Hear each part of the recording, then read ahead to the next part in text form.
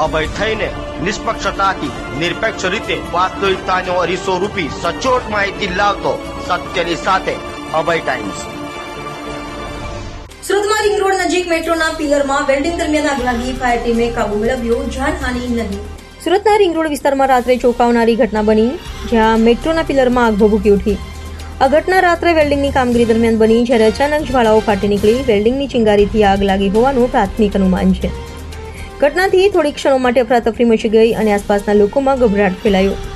આગની જાણ થતાં જ સુરત ફાયર વિભાગને સૂચિત કરાયું અને ટીમ તાત્કાલિક ઘટના સ્થળે પહોંચી ફાયર બ્રિગેડે સમયસર પહોંચી આગ પર કાબુ મેળવી લીધો અને મોટી દુર્ઘટના ટળી। સદનસીબે આ ઘટનામાં કોઈ જાનહાનિના સમાચાર નથી, પરંતુ મેટ્રો પ્રોજેક્ટની સુરક્ષા વ્યવસ્થા પર સવાલો ઊભા થયા છે। પોલીસ અને ફાયર વિભાગે આગનું ચોક્કસ કારણ જાણવા તપાસ શરૂ કરી છે। રાત્રે ચાલતી કામગીરી દરમિયાન સુરક્ષા ધોરણોનું પાલન થયું કે નહીં તે પણ તપાસનો વિષય છે। સ્થાનિક લોકોએ રાહતનો શ્વાસ લીધો, પરંતુ આ ઘટનાએ શહેરના મેટ્રો બાંધકામમાં સલામતીની ચિંતા ઊભી કરી છે।